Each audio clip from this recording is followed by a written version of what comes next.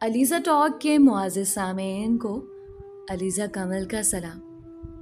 دوستو، امید کرتی ہوں آپ سب خیریت سے ہوں گے، جہاں رہیں خوش رہیں۔ آپ کے پیار اور سپورٹ کا بے حد شکریہ۔ آج کا اسپیشل تھینکس مسٹر عمیر کا، جو کہ لاہور پاکستان سے بلانگ کرتے ہیں، اور مس پنکی کا، جو انڈیا سے بلانگ کرتی ہیں۔ آپ میری کہانیاں کس شہر سے سن رہے ہیں؟ اپنا نام اور شہر کا نام ضرور بتائیں۔ اگر آپ نے یہ 2 چینل سبسکرائب نہیں کیے تو ابھی سبسکرائب کر لیں۔ بڑھتے ہیں کہانی کی طرف، شروع کرتے ہیں آج کی کہانی۔ بی بی دروازہ کھولو، بی بی، اماں جی گیٹ کھولو، اماں جی آؤ دروازہ کھولو، جلدی کرو۔ یہ ڈری ڈری روحان سی آواز زینیا کی تھی۔ وہ آوازیں لگا رہی تھی اور ساتھ ساتھ گھر کا دروازہ بھی پیٹ رہی تھی۔ لوہے کا گیٹ ہلانے اور ہاتھوں سے پیٹنے سے ایک خوفناک ماحول پیدا ہو رہا تھا۔ دوپہر 3 ساڑھے 3 کا وقت تھا۔ گلیوں میں لو کی وجہ سے سناٹا تھا۔ گھر کی مالکن صدیق بیگم، جو اندر کمرے میں تھیں، گھبرا کر تیزی سے گیٹ کی طرف لپکیں۔ باہر سے زینیا کی سہمی سہمی آوازیں آ رہی تھیں۔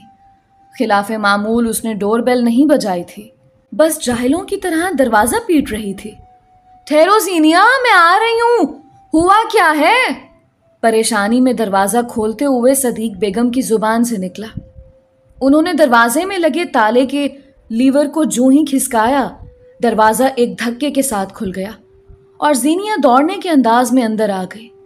پھولتی سانس میں اس نے برآمدے کے ننگے فرش پر خود کو گرا دیا۔ صدیق بی بی کا دل زور زور سے دھڑکنے لگا۔ انہوں نے باہر جھانکے بغیر گیٹ بند کر کے بولٹ چڑھا دیا۔ ان کی زبان سے نکلا، اللہ خیر کرے۔ زینیا چارپائی کا سہارا لیے فرش پر بیٹھی ہوئی تھی۔ گھر کی مالکن، ہمیشہ پرسکون رہنے والی صدیق بیگم کی سمجھ میں کچھ نہیں آیا تو وہ پانی لینے باورچی خانے میں گئی۔ ریفریجریٹر سے بوتل نکالی، گلاس میں پانی بھرا اور زینیا کو پلانے باہر نکلی، پھر سوچ کر الٹے قدم واپس ہوئی۔ ڈیوائیڈر پر رکھی دواؤں میں سے گلوکوز کا ڈبہ کھول کر 3-4 چمچے پانی میں ملائے اور زمین پر بیٹھی ہوئی زینیا کے ہونٹوں سے لگا دیا۔ زینیا نے بغیر رکے پورا گلاس ایک سانس میں پی لیا۔ اسے اب سکون آنے لگا تھا۔ پھولی سانسوں میں کمی آئی، لیکن چہرے پر پریشانی کے اثرات اب بھی واضح تھے۔ صدیق بیگم نے فوراً کچھ نہیں پوچھا۔ وہ فرش پر اس کے قریب بیٹھ کر حوصلہ دینے لگی۔ زینیا کی سانس میں سانس آئی۔ اس نے اپنی گھبراہٹ پر قابو پا لیا تھا۔ پھر صدیق بیگم نے پوچھا، کیا ہوا زینیا؟ اتنی ڈری ڈری کیوں ہو؟ اس نے کوئی جواب نہیں دیا اور اٹھتے ہوئے بولی، ہاں صدیق، بہت بہت شکریہ، میں اب ٹھیک ہوں، چلتی ہوں۔ ٹھہرو۔ زینیا کو صدیق بیگم نے ہاتھ پکڑ کر روک لیا۔ کیا ہوا بیٹی؟ یہ سب کیا تھا؟ بیٹھو، مجھے ساری بات بتاؤ۔ کچھ نہیں اماں، بس ایک دم دل گھبرا گیا تھا اور آپ کا گھر ہی نزدیک تھا، سو یہاں آ گئی۔ زینیا، تم ایک اچھی عورت ہو، سمجھدار، تم نے مجھ سے آج تک کچھ نہیں چھپایا اور میرا خیال ہے کہ جھوٹ تم بولتی نہیں۔ میں جیسی ہوں تم جانتی ہو۔ تمہیں کیا ہوا تھا؟ بتاؤ، بولتی کیوں نہیں؟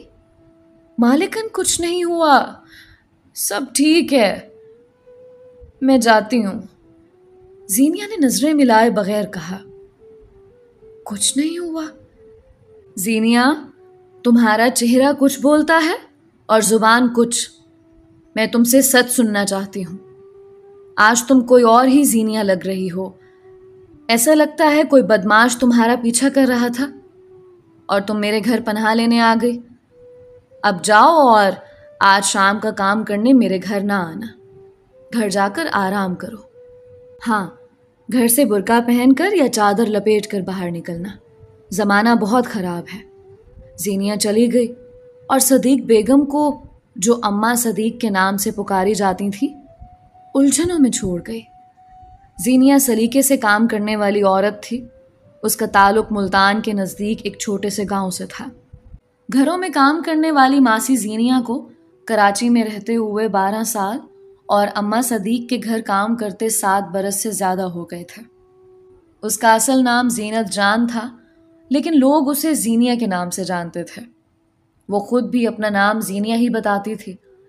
سچی ایماندار عورت، صفائی کرتی تو بکھری چیزوں کو سمیٹ کر رکھ دیتی۔ گھر کی مالکن سے پوچھے بغیر ہی بستر کی چادروں کو تہہ کر کے رکھ دیتی۔ روپے یا کوئی قیمتی چیز کہیں بھی نظر آئے ہاتھ نہیں لگاتی۔ موبائل فون بستر پر پڑا ہو یا ٹیبل پر، محفوظ ہوتا۔ اس کی نگرانی کی کوئی ضرورت نہیں ہوتی تھی۔ اماں صدیق اس گھر میں اکیلی ہی رہتی تھی۔ ایک ہی بیٹا تھا جو سعودی عرب کے شہر ریاض کے قریب ایک چھوٹے شہر میں ملازمت کرتا تھا۔ نیک فرما بردار لڑکا، ریال کی کشش نے اسے گھر سے دور کر دیا تھا۔ پھر اس نے بیوی کو اپنے پاس بلوا لیا۔ ہم وطن دوستوں کے ساتھ زندگی آرام سے گزر رہی تھی۔ ماں کو اکثر فون کرتا، خیریت پوچھتا۔ ماں کے بینک اکاؤنٹ میں ایک معقول رقم بھجوا دیتا تھا۔ اس کے باپ کا انتقال 3 برس پہلے ہو گیا تھا۔ چھوٹے گریڈ کا ملازم تھا۔ اس کی پینشن سے صدیق بیگم اپنی ضروریات پوری کر لیتی تھیں۔ مصروفیت کے لیے شام کو کچھ بچوں کو قرآن ناظرہ کی تعلیم دیتی، کسی سے اجرت طلب نہیں کرتی تھیں۔ اس کے برعکس غریب بچوں کی کتابیں، کاپیاں اور ان کے لباس کے لیے بھی رقم مہیا کرتی تھیں۔ محلے میں ان کا ایک مقام تھا۔ کچھ لوگ انہیں بڑی اماں کہہ کر مخاطب کرتے اور ضرورت کی چیز مانگنے سے بھی نہیں جھجکتے تھے۔ ان کے کچھ رشتہ دار پنجاب کے دور دراز کے دیہاتوں میں رہتے تھے۔ وہ پڑھے لکھے نہ تھے، کھیتی باڑی کرتے تھے۔ گاؤں کی زندگی میں مگن، گائے بھینس پالنے کے عادی اور شوقین۔ اماں صدیق کے شوہر عبد الماجد کو شہر کی میونسپل کمیٹی کے اسکول میں نائب قاصد کی نوکری مل گئی۔ یہ اسکول گاؤں میں کھولا گیا تھا۔ وہ پرائمری پاس تھے، لیڈی ٹیچروں کے درمیان رہتے، ان کے ذاتی کام کرتے، ان کے گھر کے لیے سودا سلف لے آتے تھے۔ ان کی تنخواہ میں سالانہ انکریمنٹ کے علاوہ کچھ اضافہ نہ ہوتا تھا۔ گورنمنٹ کے سالانہ بجٹ میں سرکاری ملازموں کی تنخواہیں 10-15% بڑھ جاتی تھیں۔ اس طرح عبد الماجد کی سیلری میں بھی 500-600 کا اضافہ ہو جاتا تھا۔ عبد الماجد آفس یا اسکول میں ہر جگہ ماجو بھائی کہلاتے تھے۔ ایک سال ایک نئے آنے والے ذمہ دار ہیڈ ماسٹر ایک نئی پوسٹ لانے میں کامیاب ہو گئے، یعنی نائب قاصد کی پوسٹ کو قاصد بنا دیا گیا۔ یوں ماجو بھائی کی گریڈ 2 میں ترقی ہو گئی۔ گھر میں خوشیاں منائی گئیں۔ اللہ کا شکر ادا کرنے کے لیے ان کی بیوی صدیق بیگم نے 3 نفلی روزے رکھے۔ اپنے اکلوتے بیٹے عبد الرشید کو گاؤں میں اچھی تعلیم دلانے کے لیے پہلے گھر میں قرآن ناظرہ مکمل کروایا، فرما بردار اور باشعور بنانے کے لیے اچھی تعلیم دلوائی۔ 7 سال کی عمر سے نماز پڑھنے کی عادت ڈالی۔ رشید ذہین تھا، میٹرک میں اچھے نمبروں سے کامیاب ہوا۔ اس کو 4 میل دور بڑے گاؤں کے اسکول پیدل جانا اور واپس آنا پڑتا تھا۔ عبد الماجد کا ایک گہرا دوست پلمبری کا کام کرتا تھا۔ وہ جب بھی کام پر جاتا، رشید کو ہیلپر کے طور پر لے جاتا۔ اس طرح وہ ٹیکنیکل کاموں کی طرف چل نکلا۔ ہنر کی قدر کو سمجھ کر اس کو اپنانے کے لیے نکل پڑا۔ میٹرک کے بعد آگے تعلیم جاری رکھنا اس کے خاندان کے لیے مشکل تھا۔ عبد الماجد نے اپنے بیٹے کو پلمبر کے کام میں ڈال دیا۔ خود رشید کو اپنے باپ کی طرح قاصد کا کام کرنا یا کلرک بابو بننا پسند نہ تھا۔ وہ پلمبری کی لائن میں اتنی مہارت حاصل کر چکا تھا کہ استاد کے بغیر بھی کام سنبھال لیتا تھا۔ عبد الماجد کا ایک پڑوسی لیاقت سعودی عرب میں ملازمت کرتا تھا۔ اس نے بتایا کہ سعودی عرب میں ایک تعمیراتی کمپنی ہنرمند کاریگروں کی تلاش میں ہے، جہاں ایجنٹ کے ذریعے ملازمت مل سکتی ہے۔ ایجنسی کے لوگ لالچی نکلے۔ 75,000 کی رقم طلب کی تو عبد الماجد نے پروویڈنٹ فنڈ کی پیشگی ادائیگی لے لی۔ ماں کے پاس تھوڑا سا زیور تھا، اسے بھی فروخت کرنا پڑا۔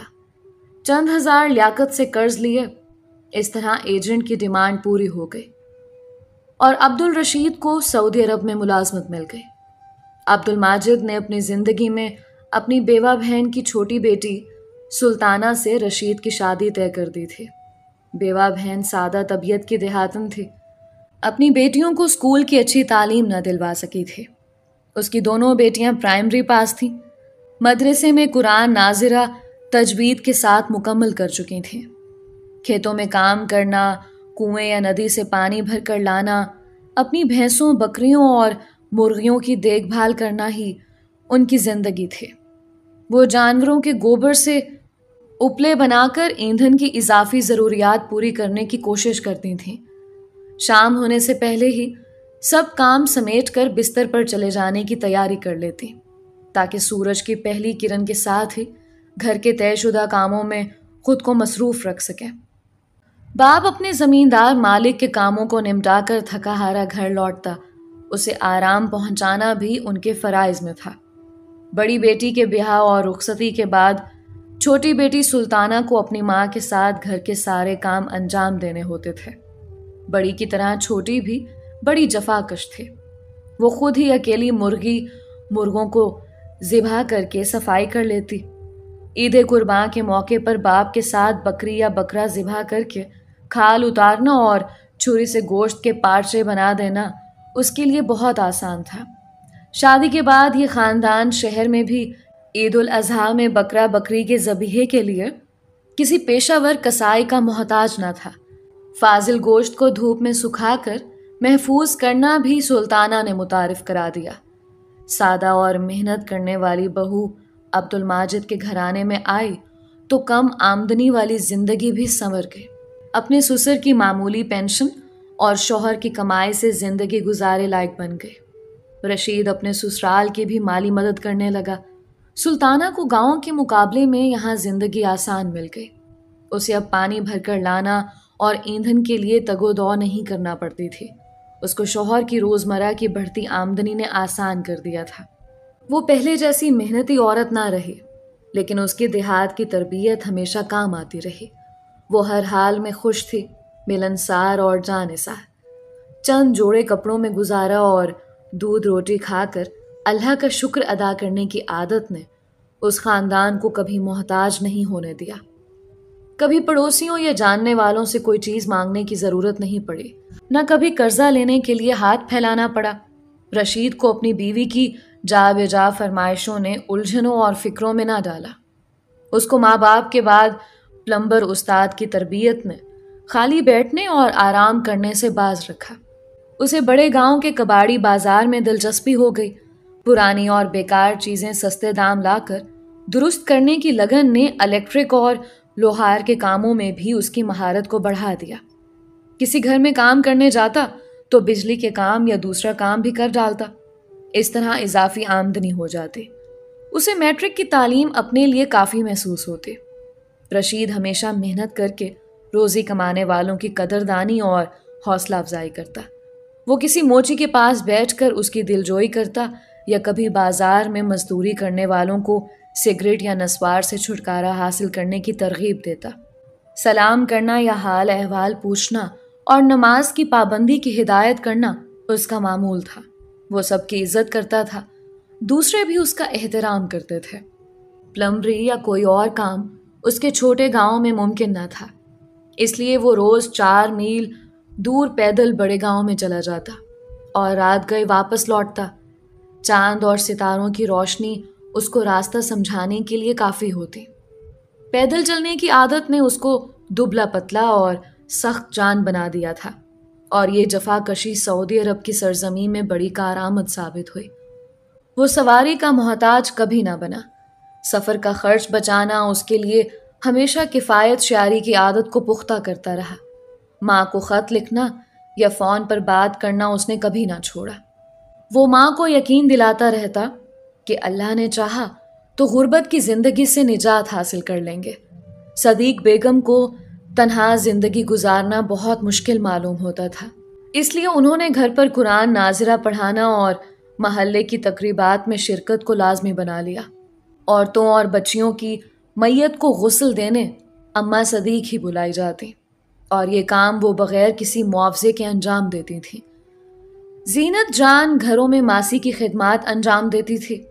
وہ پڑھی لکھی نہ تھی، لیکن پڑھے لکھے گھر میں کام کرنے سے اسے گھریلو ادب و آداب سے واقفیت ہو گئی۔ وہ صرف ایسے گھر خدمات انجام دیتی تھی جہاں اس کے خیال میں حلال رزق کمایا جاتا تھا۔ ضرورت مند ہونے کے باوجود گھر کے مالکن سے زکوٰۃ کی رقم لینے سے انکار کر دیتی تھی، اس لیے لوگ اس کی زکوٰۃ سے مدد کرتے لیکن ظاہر نہ کرتے تھے۔ وہ جس گھر میں کام کرتی، غیر ضروری طور پر پانی بہانا یا غیر ضرورت بلب یا پنکھے چلانا اسے پسند نہ تھا۔ وہ کسی گھر میں نماز کے لیے وضو کرتی تو لوٹے یا بڑے مگ میں پانی بھر کر استعمال کرتی۔ ٹوٹی کھول کر نل سے وضو کرنا اسے پسند نہ تھا۔ اس کی یہ عادت کئی گھروں میں تقلید کا باعث بنی۔ گھر کے بڑوں نے نہ صرف یہ عادت اپنائی بلکہ اپنے چھوٹوں کو بھی اس طرف توجہ دلائے۔ عیدین میں عیدی کے لیے ہاتھ پھیلانا اسے اچھا نہیں لگتا تھا۔ دوسرے گھروں میں ماسیاں عیدی اور نئے جوڑے کپڑوں کی فرمائشیں کرتیں، لیکن زینیہ سلام اور مبارکباد تک خود کو محدود کرتی۔ گھر کی مالکن خود کچھ دے دیتی تو وہ شکریہ کہہ کر لے لیتی، اس لیے وہ جہاں جہاں کام کرتی اسے خاندان کی ممبر کی طرح سمجھا گیا، غیر نہیں۔ کبھی کسی گھر کے تمام لوگوں کو کسی تقریب میں شرکت کرنی ہوتی تو وہ زینیہ کو گھر کی چوکیداری کرنے کی ذمہ داری دے کر چلے جاتے۔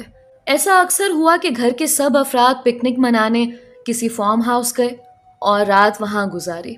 زینیہ ان کے گھر میں نگہبانی کے لیے موجود رہی۔ اس کے 3 بچے تھے، 2 لڑکیاں اور 1 لڑکا۔ بڑی بیٹی نازو 12 سال کی تھی۔ وہ گھر میں اپنے چھوٹے بہن بھائی کو سنبھالتی۔ ان کے لیے دوپہر اور رات کا کھانا بنانا بھی اس کے ذمہ تھا۔ زینیہ نازو کو کسی گھر میں ماسی کی ذمہ داری سنبھالنے کے لیے تربیت کر رہی تھی۔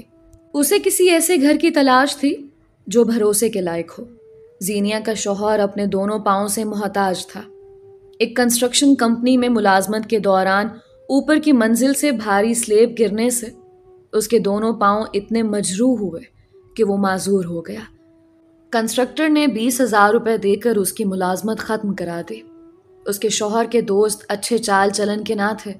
پان سگریٹ کے عادی، سینما کے شوقین، اداکاراؤں، ماڈل گرلز اور ہیروئنز کی گھریلو زندگی کی سنی سنائی گھناؤنی کہانیوں میں خود بھی اپنی طرف سے اضافہ کر کے مزے لے لے کر سناتے اور خوابوں کی دنیا میں رہتے۔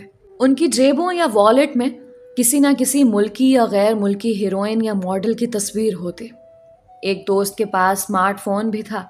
وہ اپنے دوستوں کو بیہودہ تصویریں دکھا کر ورغلایا کرتا تھا۔ جن دوستوں کے گھروں میں ٹی وی تھا وہ اس پر دیکھی خبریں سب کو سناتے۔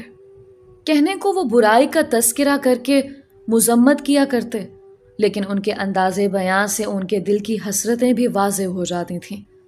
زینیہ ایک امیر گھر میں ماسی کا کام کرتی تھی۔ یہاں رہنے والے بوڑھے ماں باپ کو امریکہ میں مقیم بیٹوں نے بلا لیا تو وہ مکان فروخت کر کے منتقل ہو گئے۔ زینیہ کو ان کے جانے کا بڑا رنج تھا۔ اس خاندان سے اس کی اچھی مالی مدد ہو جاتی تھی۔ اس نے اماں صدیق سے اس کا ذکر کیا تو انہوں نے اپنی ایک جاننے والی خاتون فائقہ سے بات کی۔ فائقہ کی ایک کزن ماہرخ اچھی ملازمہ کی تلاش میں تھی۔ زینیہ اس کے گھر میں ماسی بننے کے لیے تیار ہو گئی۔ ماہرخ 2 منزلہ گھر میں رہتی تھی۔ گراؤنڈ فلور پر منجھلا اور پہلی منزل پر چھوٹا دیور رہتے تھے۔ گراؤنڈ فلور کی ایک الگ ماسی تھی۔ چھت کے اوپر ایک کمرہ بنا ہوا تھا۔ اس میں گھر کا سب سے بڑا بیٹا شاکر علی رہتا تھا۔ شاکر 15-16 برس سے ذہنی عدم توازن کا شکار تھا۔ وہ کبھی کبھی ہفتوں نارمل انسان کی طرح نظر آتا، لیکن پھر جب بگڑتا تو سنبھالے نہیں سنبھلتا۔ اس کے دونوں چھوٹے بھائی اسے قابو کرنے کے لیے بیت کی چھڑی سے پٹائی کر دیتے۔ وہ مار سے ڈرتا تھا، فوراً معافی مانگ لیتا۔ 2 بار اسے ہسپتال میں بھی داخل کرنا پڑا۔ نفسیاتی ہسپتال مضبوط گریل کے پیچھے سخت گیر نگراں عملے سے وہ پناہ مانگتا۔ اس کا 2 بار الیکٹرک شاک سے علاج بھی کیا گیا۔ ہسپتال کا عملہ قابو کر کے انجیکشن لگا دیتا اور شاکر کی ساری اکڑ دور ہو جاتے۔ اس کو دوا پابندی سے کھانی ہوتی تھی، لیکن وہ اکثر لاپرواہی کرتا، دوا چھوڑ دیتا یا کم مقدار میں کھاتا۔ ایسے ذہنی مریض جھوٹ بھی بہت بولتے ہیں۔ اس کے غیر ذمہ دارانہ رویے سے اس کی بیماری میں شدت پیدا ہو جاتی تھی۔ زینیہ کو ماہرخ کا کمرہ، باورچی خانہ، ساس کا کمرہ اور 2 باتھ روم صاف کرنے ہوتے تھے۔ ماہرخ نے زینیہ کو بتایا کہ بڑا دیور اپنے کمرے میں VCR پر فلمیں دیکھتا تھا۔ یہ فلمیں کرائے پر لی جاتی تھیں۔ آج انٹرنیٹ کے زمانے میں VCR کی ٹیکنالوجی پرانی ہو گئی ہے۔ دونوں بھائیوں نے بڑے بھائی شاکر علی کو اسمارٹ فون سے دور رکھا ہوا تھا۔ اس کو مصروف کرنے کے لیے دور کے کسی محلے سے VCR پر فلمیں حاصل کی جاتی تھیں۔ اسمارٹ فون ہو یا VCR، دونوں میں شیطان صفت افراد نے بے راہ روی کا بہت بڑا حصہ اپلوڈ کر رکھا ہے۔ شاکر ایسی فحش فلمیں ہی نہیں دیکھتا تھا بلکہ گالیاں بھی بکتا تھا۔ وہ اپنی ماں سے بھی لچڑ گفتگو کرتا۔ بیچاری ماں تھی، ضبط کر جاتی۔ وہ اکثر اپنی جان لینے، خودکشی کرنے اور گھر کو آگ لگا کر سب کچھ تباہ کرنے کا ڈراوا دیتا۔ سب لوگ اس بات سے خوف زدہ رہتے تھے۔ معروف نے ماسی زینیا کو خبردار کر دیا کہ شاکر کے کمرے میں نہ جانا۔ زینیا فرسٹ فلور کے کمرے ہی صاف کرتی، سیکنڈ فلور جانے کا کبھی خیال نہ آیا۔ اس گھر میں بڑی بی کا راج تھا۔ وہ زینیا پر نہ بیکار سختی کرتی تھی، کام پورا لیتی تھی۔ زینیا معروف کے اچھے سلوک کی وجہ سے اس گھر میں کام کرتی رہی۔ 2-3 ہفتوں سے اس نے محسوس کیا کہ بڑی بی کا رویہ کچھ بدل رہا ہے۔ اب وہ اکثر بچا ہوا سالن اس کو دے دیتی اور اس سے میٹھی میٹھی باتیں کرنے لگتی۔ زینیا کو اس گھر میں کام کرنا اس لیے بھی اچھا لگتا تھا کہ یہ بس اسٹاپ سے بہت نزدیک تھا۔ آنے جانے میں بہت آسانی تھی۔ یہاں سے ایک ہی بس اس کے گھر کی طرف بھی جاتی تھی۔ اس کی بڑی بیٹی نے گھر سنبھالا ہوا تھا، اس لیے وہ بڑی بے فکری سے گھروں کے کام کرتی رہتی۔ اس کا شوہر اپنے سامان کا تھیلا اٹھا کر بیساکھیوں کے سہارے گھر سے تھوڑی دور نالے پر بنے پل کے نزدیک چٹائی بچھا کر بچوں کی چیزیں بیچا کرتا تھا۔ روز 70-80 روپے کی آمدنی ہو جاتی تھی اور وہ اسے سگریٹ پی کر ٹھکانے لگا دیتا۔ گھر چلانے میں اس کا کوئی قابل ذکر حصہ نہ تھا۔ معذور دیکھ کر کبھی کبھی کوئی 20-30 روپے کی بھیک بھی دے دیتا تھا۔ خیرات بچوں کی چیزیں بیچنے سے زیادہ بن جاتی تھی۔ زینیا اپنے حالات میں اتنی گھری ہوئی تھی کہ اسے کبھی لگی بندھی زندگی سے باہر نکلنے کا خیال نہیں آیا۔ ادھر معروف کی ساس کا رویہ تبدیل ہوتا رہا۔ آخر وہ دن بھی آ گیا کہ زینیا کو اس گھر کی ملازمت چھوڑنی پڑی۔ وہ یہاں سے بھاگ کر اماں صدیق کے مکان پر پہنچی۔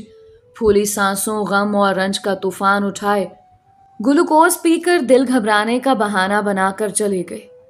اس واقعے کے 1 مہینے بعد اماں صدیقہ کو فائقہ نے فون پر بتایا کہ زینیا نے معروف کے گھر کا کام کرنا چھوڑ دیا۔ فائقہ نے اماں صدیق سے شکایت کی۔ زینیا نے کام چھوڑنے کی کوئی وجہ نہ بتائی۔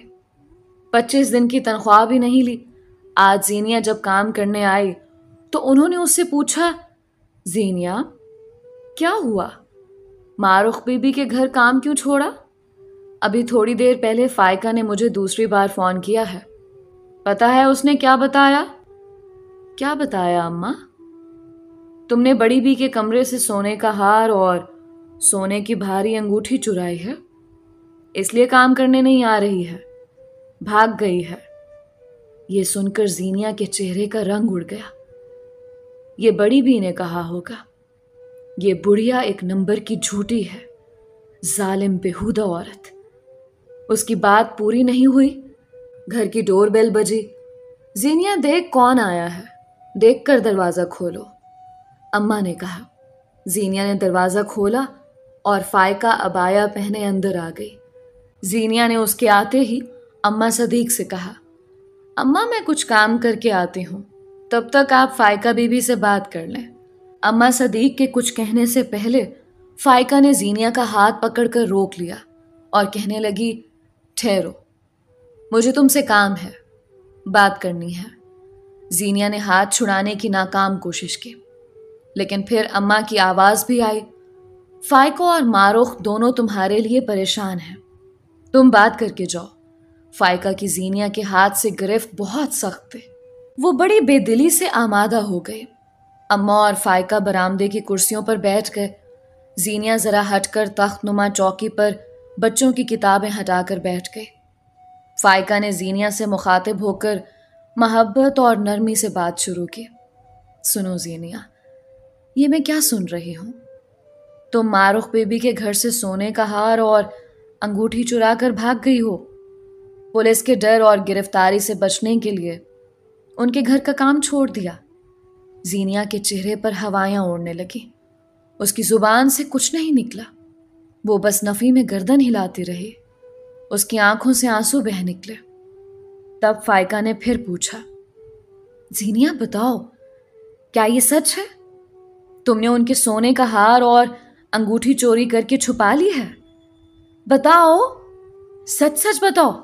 اماں صدیق، آپ خود بتائیں، کیا میں نے پہلے بھی کبھی کسی کے گھر میں چوری کی ہے؟ دو نہیں زینیا، لیکن سونے کا ہار اور انگوٹھی کچھ نہیں تو 70-80 ہزار کے تو ہوں گے۔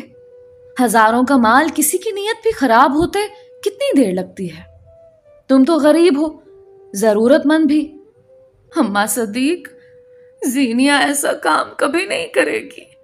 زینیا کی ہچکیاں بند گئیں۔ روتے روتے اس نے کہا، میں لعنت بھیجتی ہوں ایسے کام پر، چوری پر۔ اللہ کرے چوری کرنے والے کو جہنم کی سزا ہو، جس میں وہ ہمیشہ پڑا رہے۔ زینیا، آپ سچ سچ بتاؤ، کھل کر بتاؤ کہ تم کام پر کیوں نہیں جا رہی؟ پیسے کی ضرورت سب کو ہے، تم نے 25 دنوں کی تنخواہ بھی چھوڑ دی، کیا تمہیں اپنی محنت کے پیسے نہیں چاہیے؟ زینیا مسلسل روئے جا رہی تھی، اسے جواب نہیں بن پڑ رہا تھا۔ آخر اس کی زبان سے نکلا، میں بے قصور ہوں، میں نے کوئی چوری نہیں کی۔ زینیا، تم ٹھیک کہہ رہی ہوگی، لیکن میں سچ سننا چاہتی ہوں۔ فائقہ نے اس پر سے نظریں ہٹائے بغیر کہا۔ اماں صدیق نے اپنی کرسی چھوڑ دی اور زینیا کے پاس جا کر تخت پر اس کے ساتھ جا بیٹھی۔ روتی ہوئی عورت کو سینے سے لگایا، پیٹھ سہلائی۔ اتنی محبت پا کر زینیا پھوٹ پھوٹ کر رو پڑی۔ ماں صدیق، مجھے بچا لیجیے، میں چور نہیں ہوں، میں نے کچھ بھی نہیں کیا، میں نے مارخ بی بی کے گھر سے ایک دن کا بھی چوری نہیں کیا، اماں مجھے بچا لیجیے۔ 5-7 منٹ گزر گئے۔ زینیا اماں صدیق کے سینے سے لگی، زور زور سے روتی رہی، اس کی سانسیں دھونکنے کی طرح چلتی رہی۔ اماں صدیق کا شفقت بھرا ہاتھ اس کی پیٹھ سہلاتا رہا۔ فائقہ اس صورتحال میں چپ ہو کر بیٹھ گئی تھی۔ اماں صدیق نے پھر ہونٹوں پر انگلی رکھ کر اسے چپ رہنے اور ریفریجریٹر سے ٹھنڈا پانی لانے کے خاموش اشارے کیے۔ فائقہ پانی لینے چلی گئی۔ اماں صدیق اپنے دوپٹے سے زینیا کے آنسو خشک کرنے میں مصروف ہو گئی۔ ننھے بچے اور بچیوں کے قرآن ناظرہ پڑھنے کا ٹائم شروع ہوا چاہتا تھا۔ گھر کے باہر شاید بچے آ بھی گئے تھے۔ فائقہ نے دروازہ کھولا، ایک بچہ ڈرتے ڈرتے اندر داخل ہوا۔ اماں نے اسے اشارے سے اپنے پاس بلایا اور کہا، حسن، سنو، آج میں مصروف ہوں، تم باہر کھڑے ہو جاؤ اور جو بھی پڑھنے آئے اسے گھر بھیج دو۔ آج تم سب کی چھٹی، کل وقت پر آ جانا۔ اسے فارغ ہو کر وہ زینیا سے پھر چمٹ گئی اور بولی، زینیا میری اچھی بچی، تم کچھ بتانا نہیں چاہتی تو بالکل زور نہیں دوں گی۔ میں فائقہ کو بھیج کر مارخ سے تمہاری 25 دن کی تنخواہ منگوا لوں گی۔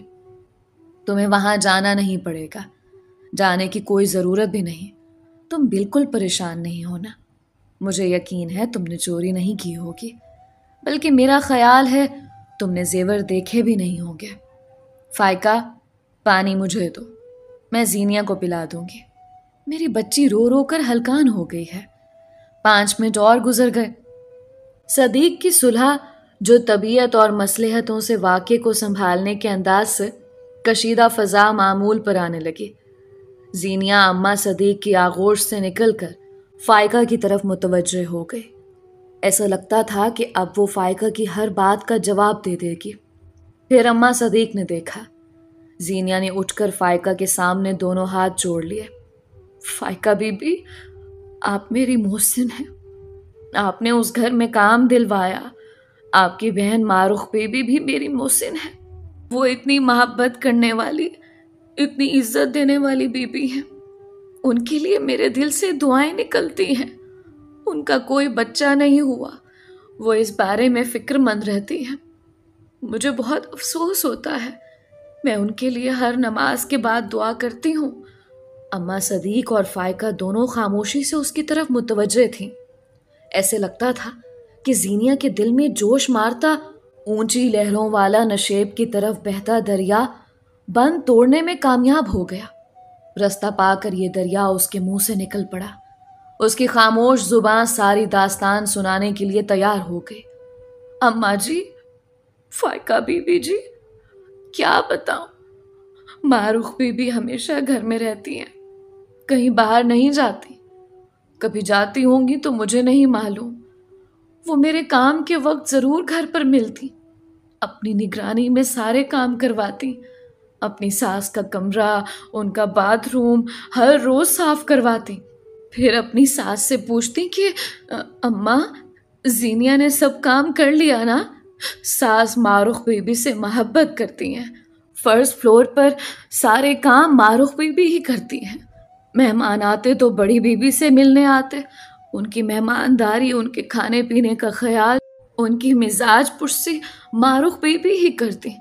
मैंने खुद देखा और मारूख बीबी से पता चला कि खाने पीने, सफाई सुथराई सब सास साहिबा से इजाज़त लेकर उनकी मर्जी के मुताबिक होता था। जीनिया की जुबान खुल गई थी, इसलिए अम्मा सदीक और फायका ने उसकी गुफ्तगू में कोई मदाखलत नहीं की। अब वो थोड़ी देर के लिए खामोश हो गई। दोनों औरतें चुपचाप बैठी रहीं। फायका ने देखा जीनिया की दोनों मुट्ठियां सख्ती से बंद थीं। उसके चेहरे से कर्ब के आसार नुमाया नजर आने लगे। फायका बीबी, सुने, जीनिया ने बात फिर शुरू की। सास साहिबा काम करवाती तो ताने भी देती जाती, बोलती नमक हराम, अच्छी तरह काम कर, टालू काम ना कर, तनख्वाह में से पैसे काट लूंगी। उस बुढ़िया की बातें मुझे बहुत बुरी लगती, लेकिन मैं कुछ ना बोलती। मारूख बीबी ने मुझे समझा दिया था कि मैं बड़ी भी कुछ भी कहे तुम पलट कर जवाब ना देना। मैंने यही किया। मेरी तनख्वाह भी अच्छी थी। मारूख बीबी इतनी इज्जत करती थी कि मैं बड़ी बी की गालियां पी जाती थी, लेकिन ऐसा क्या हुआ मुझे पता नहीं। मुझे बड़ी बी में तब्दीली नजर आने लगी। कैसी तब्दीली? फायका की जुबान से बेसाख्ता निकला। अम्मा ने हाथ के इशारे से आगे बात करने से रोक दिया। जीनिया ने फायका के टोकने को नजरअंदाज कर दिया। बात जारी रखी। मैंने महसूस किया कि बड़ी भी अब मुझे ना इल्मी बोलती और ना ही काम चोर। वो अपना कमरा अच्छी तरह साफ करवाती, बाथरूम धुलवाती और 50 रुपए मेरे हाथ में थमा देती, कभी ज्यादा भी दे देती। कहती कि बस का किराया रख लो। मैं खुश हो जाती। ये रुपए मेरे लिए बड़ी नेमत थे। इस तरह 3 हफ्ते गुजर गए। अब कभी कभी बड़ी भी रात का बचा सालन भी मुझे दे दिया करती। एक दिन सालगिरह का केक भी खाने को मिला। बड़ी भी ने अपने हाथ से मेरे मुंह में केक डाला, फिर कहने लगी कि यहीं खा लो, घर लेकर नहीं जाना। फायका ने मुझे खबरदार कर दिया था कि बड़ी भी बहुत मीठी छुरी है, जरा संभल कर रहना, वो कुछ भी कर सकती हैं। जीनिया की आंखें अब खुश्क हो गई थीं। उसकी गुफ्तगू में एतमाद आ गया था। बड़ी भी हर रोज मेरे घर के बारे में, बच्चों और शौहर के मुतालिक कुछ ना कुछ बात करती। उन्होंने एक बार नहीं कई बार कुरेद कुरेद कर पूछा कि मेरा शौहर माजूर कैसे हो गया। आज तक इतनी मोहब्बत से किसी ने ना पूछा था। मैंने तफसील से सारा वाकया बता दिया। एक बड़ी बिल्डिंग बनाने वाला ठेकेदार जो मालिक का भाई था, बड़ा जालिम था। डांट डपट कर 20,000 दिए, काम से निकाला और उल्टा इल्जाम लगा दिया। ऊपर से मलबा गिरने की जगह सब मजदूरों को दिखा दी गई। उन्हें इस जगह से दूर रहने को कहा और बोला कि मेरे शौहर दीनू को भी बता दिया था कि यहाँ खड़े ना होना। ये उसने गलत कहा था। अगर उसने मेरे शौहर को खबरदार किया होता तो वो वहां से हट क्यों ना जाता। बड़ी बी ने मुझसे हमदर्दी के लिए ठेकेदार को जी भर कर गालियां दी। बोलते बोलते उसकी जुबान फिर खुश्क हो गई। उसने खुद ही ठंडी बोतल उठाकर ग्लास में पानी भरा और घूंट घूंट पी गई। फिर उसकी जुबान से एक फिक्रा निकला। आखिर वो मनहूस दिन भी आ गया। मनहूस दिन? फायका की जुबान से बेसाख्ता निकल गया। हाँ बीबी, मनहूस दिन। منوس سے بھی زیادہ خراب دن۔ فائقہ بی بی، اماں آپ بھی سنیں۔ زینیا نے تخت پر بیٹھی اماں صدیق کی طرف چہرہ کیا جو ان کے پاس ہی بیٹھی تھیں، اور ان کا ہاتھ تھاما۔ کبھی اس کی گرفت سخت بھی ہو جاتی تھی۔ اس دن معروف بی بی لیڈی ڈاکٹر کے پاس گئی ہوئی تھی۔ میں 4 مہینے سے اس گھر میں کام کر رہی تھی، اور یہ میرا پہلا دن تھا جس میں معروف بی بی گھر پر نہیں تھی۔ اماں صدیق، مجھے معاف کرنا، میں نے آپ کو پہلے نہیں بتایا، بلکہ جھوٹ بھی بولا تھا۔ سنیے، اس دن وہ بڑھیا گھر میں اکیلی تھی۔ وہ مجھے اپنے کمرے میں لے گئی، کہنے لگی، زینیا آج تیرا کام ہلکا ہے، بلکہ کام ہے ہی نہیں، میرا کمرہ ٹھیک ہے، باتھ روم بھی صاف ہے، تو روز کام کر کے تھک جاتی ہوگی، آج میں تجھے کوکا کولا پلاتی ہوں، بریانی بھی کھلاتی ہوں، بریانی بھی شادی کی۔ نیچے منجلا بیٹا رہتا ہے، اس کی بیوی فریدہ سے تم تو ملی ہو نا، کل رات اس کی چھوٹی بہن کی شادی تھی، کھانا بہت بچ گیا، مجھے بھی اچھا خاصا مل گیا، تم یہاں پیٹ بھر کے کھانا کھا، اپنے گھر بھی لے جانا، جی بھر کے سب کھائیں گے تو مزہ آ جائے گا، میٹھے میں گلاب جامن بھی ہیں، وہ بھی لے جانا۔ بڑی بی نے ریفریجریٹر کھول کر پلاسٹک کے ایک بڑے شاپر سے پلیٹ بھر کر چاول نکالے، اس پر چکن کی بڑی بڑی بوٹیاں رکھی اور کچن میں رکھے مائکرو ویو اوون میں گرم کر کے ڈائننگ ٹیبل پر رکھ دیا۔ بریانی وہ بھی شادی حال سے آئی ہوئی، کمرہ خوشبو سے بھر گیا۔ میں نے دوپہر کھانا کھا لیا تھا، بریانی دیکھ کر دل ایسا مچلا کہ پلیٹ میں نکالے سب چاول مزے لے کر کھا لیے۔ کوک کی بوتل سے گلاس بھرا، وہ بھی پی لیا، اور بڑی بی کے آگے صوفے پر بیٹھ کر اللہ کا شکر ادا کرنے لگی۔ پیٹ بھر گیا تھا، گھر کے لیے بھی اتنی ڈھیر ساری بریانی ملنے والی تھی، میرے تو بچوں کی بھی رات عیش میں گزر جائے گی۔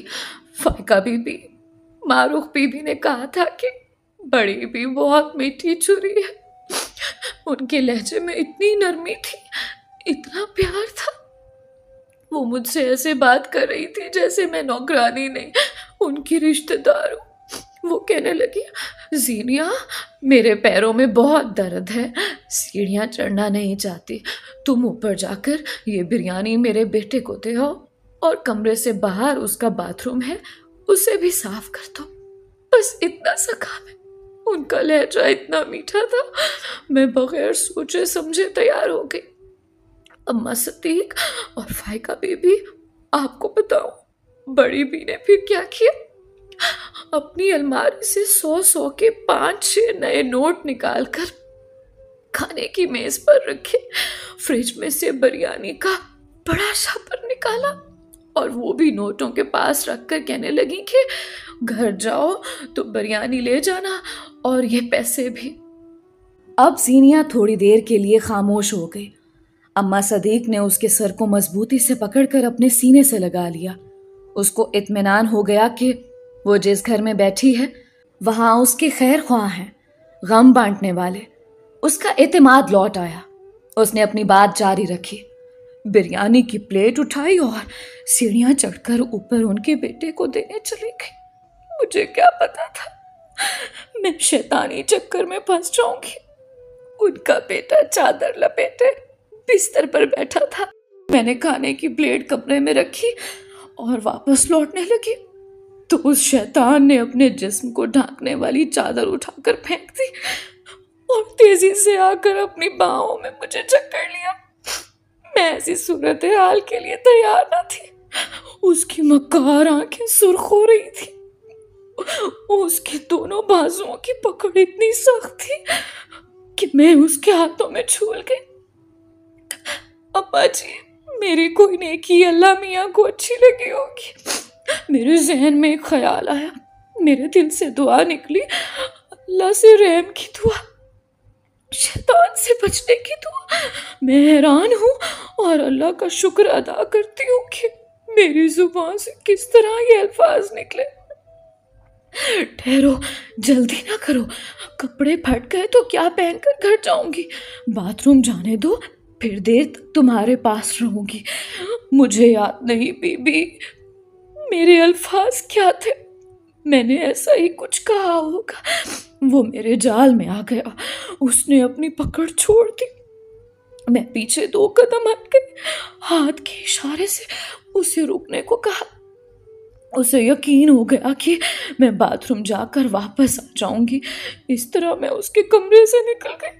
یہ سب کیسے ہوا مجھے بالکل نہیں معلوم۔ میں نے کمرے سے نکل کر دروازے کے دونوں پٹ کھینچ کر فوراً بند کیے اور باہر سے بولٹ لگا دیا۔ دروازہ بہت مضبوط لکڑی کا بنا ہوا تھا، آسانی سے کھل نہیں سکتا تھا، نہ توڑا جا سکتا تھا۔ وہ سمجھ گیا کہ میں نے اس کو کمرے میں بند کر دیا ہے۔ وہ دروازے سے زور آزمائی کر کے چیخنے چلانے لگا، ماں بہن کی گالیاں اور جانے کیا کیا کہہ دیا۔ میں اسے بچ کر نکل گئی، نیچے اترنے کے لیے بھاگی، لیکن معلوم ہوا سیڑھیوں سے اترنے کا گیٹ دوسری طرف سے بند تھا۔ بڑی بی نے میرے فرار ہونے کا راستہ روک دیا تھا۔ بہت خبیث عورت تھی۔ میں اس شیطان سے تو بچ گئی، وہ ذلیل آدمی کمرے سے گالیاں دے رہا تھا۔ پھر اس نے اپنی ماں کو آوازیں دی، اماں مجھے کمرے سے نکالو۔ وہ کمینی مجھے کمرے میں بند کر کے باہر بیٹھی ہے۔ یہ لوگ اوپر نیچے فون پر باتیں کرتے رہتے ہیں۔ ہاں، فائقہ بیچ میں بول پڑی، مجھے معلوم ہے ان کے گھر میں انٹر کام ہے، یہ لوگ آپس میں باتیں کرتے رہتے ہیں۔ پھر کیا ہوا زینیا؟ ہونا کیا تھا، بڑی بھی فون سن کر سیڑھیاں چڑھ کر اپنے بیٹے کی مدد کو آئی۔ بولٹ ہٹا کر وہ جیسے ہی آئی، میں نے اسے دھکا دے کر ایک طرف گرا دیا اور سیڑھیوں کے کھلے گیٹ سے نیچے اتر کر اور لوہے کے دروازے میں بولٹ لگا کر ان لوگوں کے اترنے کا راستہ بند کر دیا۔ بیٹے کے ساتھ ماں کی زبان سے گالیاں سننے کو مل رہی تھی۔ بڑی بھی اتنی مکار عورت تھی، چیخ چیخ کر مجھے سنانے لگی، پولیس میں رپورٹ کروں گی، چوری کا پرچہ کٹواؤں گی، پیسے اور زیور چوری کر کے بھاگ گئی۔ میں وہاں سے فرار ہو کر آ گئی۔ بڑی بی میرے لیے میز پر رکھی بریانی اور نوٹس سب وہی رہ گئے۔ اس کے بعد میں بس پکڑ کر کس طرح اماں صدیق کے گھر آ گئی۔ آگے کی بات اماں کو پتا ہے، میں نے اماں سے جھوٹ بولا، جو کچھ ہوا اسے چھپا لیا۔ اب زینیا پھر سے اماں صدیق سے لپٹ کر زور زور سے رونے لگی۔ اماں صدیق نے اس کی پیٹھ سہلائے، شکر کرو تم بچ گئے، انہوں نے کہا۔ اماں آپ ٹھیک کہہ رہی ہیں، زینیا بے آبرو ہونے سے بچ گئی۔ اب آپ لوگ آگے کی سنو، جیسی کرنی ویسی بھرنی۔ مجھے معروف نے بتایا کہ اس کے دیور شاکر علی کا دماغ پھر الٹ گیا۔ ایک روز اس نے اپنے علاج کی 2-3 دن کی دوا ایک ساتھ کھا لی تاکہ آرام آئے۔ سکون اور نیند کی دوا زیادہ ہو گئی تو وہ بستر پر ڈھیر ہو گیا۔ بعد میں اٹھا تو باتھ روم کے فرش پر گر پڑا، کولہے کی ہڈی میں فریکچر ہو گیا۔ اس کے گرنے اور باتھ روم میں تڑپنے کو 8-10 گھنٹے گزر گئے۔ تب بھائیوں کو اور ماں کو پتا چلا، جیسے تیسے کر کے ہسپتال لے گئے، آپریشن کر کے ہڈی سیٹ کی۔